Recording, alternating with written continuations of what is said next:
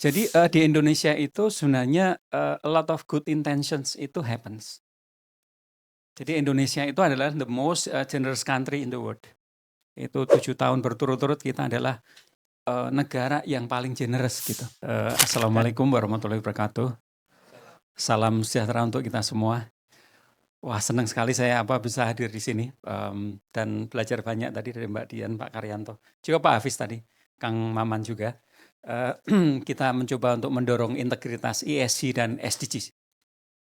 Sehingga kemudian, dari klaim menjadi bukti. Oh, 10 menit ya. Saya kemarin minggu yang lalu saya acara di UN itu, satu negara cuma 1,5 menit. Jadi semoga ini aman lah semoga. Tapi materinya banyak. Gini, Bapak Ibu teman-teman, tadi yang disampaikan oleh, Kang Maman itu saya kira bagus banget ya. Dan ini, juga PR untuk Perhumas. Jadi gini, di Indonesia itu sebenarnya, a lot of good intentions itu happens. Jadi Indonesia itu adalah the most, generous country in the world. Itu 7 tahun berturut-turut kita adalah, negara yang paling generous gitu. Dan kemudian setelah itu, kalau kita lihat di sini, kalau tadi disampaikan soal mengampu, sekarang kita mencoba untuk mengorkestrasi. Bagaimana kemudian energi baik itu tadi, yang disampaikan good news dan lain itu tadi, itu kemudian, bagaimana, connecting the dots gitu, dan kita harus tahu dots-nya di mana gitu, untuk kemudian kita collective effort. Nah, oleh karena itu yang akan saya sampaikan, terutama yang di sebelah kiri paling atas ya, yang ESG standards, ini tadi. Tapi sebenarnya, dalam konteks, SDGs itu kita mencoba untuk kerja keras sekali dari investing ya, untuk sustainable finance, filantropi, kita the most generous country in the world, potensi, zakat kita 327 triliun, kemudian setelah itu juga public finance, kemudian public finance APBN, APBD, kemudian setelah itu SDGs desa. Jadi kita mencoba untuk mengupayakan menjahit supaya kita bisa, collective effort gitu. Jadi ini untuk ini ya, untuk katakanlah, lanskap lah, ini yang tadi disampaikan oleh Pak Maman tadi, jadi energinya kita bisa, optimalkan. Kemudian pertanyaannya mengapa perlu diselaraskan? Problemnya adalah languages-nya beda. Languages-nya itu beda, dan oleh karena itu kemudian, SDGs itu adalah, language yang diterima oleh siapapun. Perguruan tinggi, itu kita punya 80 perguruan tinggi yang punya SDG Center. NGO diterima, di sektor bisnis diterima, kemudian, di filantropi juga diterima jadi Indonesia itu adalah negara yang punya satu-satunya punya yang namanya, fikih zakat for SDGs, yang punya, fikih SDGs, ataupun, yang lain-lain. Jadi ini yang, kemudian, bagaimana kita mencoba mengupayakan itu gitu, untuk supaya kita, bisa bekerja sama gitu. Dan kemudian juga ESG yang aligning terhadap SDGs juga gitu, yang kita bicara pada saat sekarang. Kalau, kita lihat tadi yang disampaikan oleh Pak Karyanto juga tadi, jadi kalau, di ini, ESG di dunia itu yang paling banyak dipakai itu adalah, GRI. Jadi ini, GRI, bagaimana GRI, UN Global Compact, itu kalau di UN itu yang ngurusin, bisnis itu ada UN Global Compact. Kemudian untuk investasi ada Principle of Responsible Investment, itu juga ngurusin juga, terkait dengan SDGs. Jadi, oleh karena itu, kalau di dunia bisnis ini sudah menjadi common language juga gitu. Jadi, cuma kemudian sekarang pertanyaan soal yang tadi disampaikan soal greenwashing. Kita udah punya perangkat banyak nih, tapi apa yang kurang? Jadi yang kurang itu adalah, yang kalau kita baca, minta maaf ini Mas Karyanto, jadi yang kita bicarakan itu kan seringkali, untuk performance kita, itu adalah sustainability reporting, ya kan? Cuma yang menjadi tantangan, terutama kalau saya membaca banyak sekali sustainability reporting di Indonesia, itu seringkali, Danon mungkin enggak nih, seringkali itu adalah, beautifying. Itu adalah cherry picking.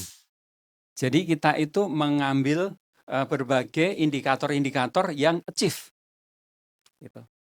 Belum lagi kalau dalam greenwashing itu adanya namanya green rinsing. Jadi green rinsing itu merubah target. Jadi targetnya itu dirubah, kan tidak didisclose. Yang didisclose ketika laporan itu jadi. Jadi oleh karena itu targetnya dirubah.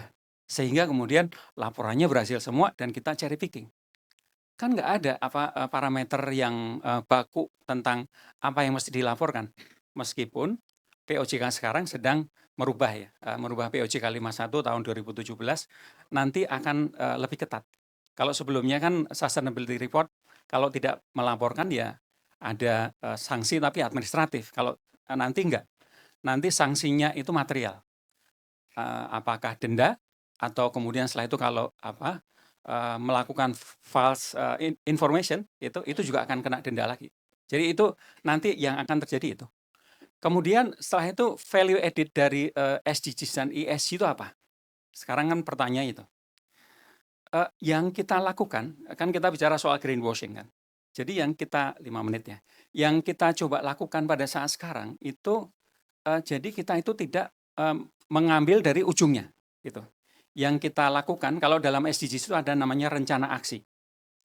Jadi rencana aksi itu yang kita lakukan. Jadi kita buat bagaimana indikator-indikator ESG, indikator-indikator SDGs itu yang kita align-kan itu kemudian ada rencana aksi. Sehingga kemudian ada yang namanya target, ya kan? Kemudian setelah itu ada yang namanya achievement. Dan itu kemudian dilaporkan dalam sustainability report. Sehingga kemudian integritas itu kemudian bisa dipertahankan. Jadi itu yang diupayakan. Jadi yang direncanakan itu yang dilaporkan. Targetnya itu yang dicapai atau tidak dicapai, tadi dikatakan Mas Karyanto tadi, itu yang dilaporkan gitu.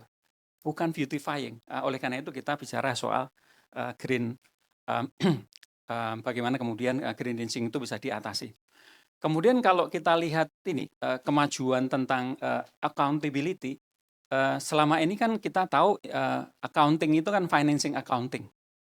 Tapi tahun 2027 nanti sustainability accounting itu kewajiban. Untuk public listed company, financing company ada 3.800-an companies yang wajib dan nanti kemudian akan ke UKM dan lain-lain. Nanti tapi masih yang ke depan. Dan kemudian bagaimana kemudian sustainable accounting tadi itu juga akan ditransformasikan pada financial planning. Jadi setelah dilaporkan, kemudian setelah itu perubahannya apa dan budgetnya seberapa banyak. Jadi nanti akan makin kuat gitu. Kemudian tadi Mas Karyanto tadi menyampaikan soal materialitas. Memang kalau Bapak Ibu teman-teman membaca indikator SDGs itu dalam tanda petik kadang-kadang agak bingung nih. Ini 3 menit ya. Ini ini agak mengganggu psikologi. Ini apa? Jadi apakah kemudian itu adalah tugas perusahaan gitu. Oleh karena itu karena makro banget gitu kadang-kadang bicara soal impact. Apa hubungannya antara kematian ibu melahirkan, soal stunting, soal rasio energi terbarukan misalnya. Oleh karena itu kemudian kita coba upayakan untuk kita turunkan. Oleh karena itu kemudian kita aligning materialitas SDGs dan ESG. Kalau dalam bahasa dalam bahasa ESG itu kan ada GRI tadi. Kemudian setelah itu kalau public listed company juga harus mengikuti ini nih. Indikator-indikator ini. Jadi apakah S, apakah G, apakah E, kemudian ini di UN, kemudian setelah itu di OJK. Jadi kita mencoba untuk membangun yang namanya common language.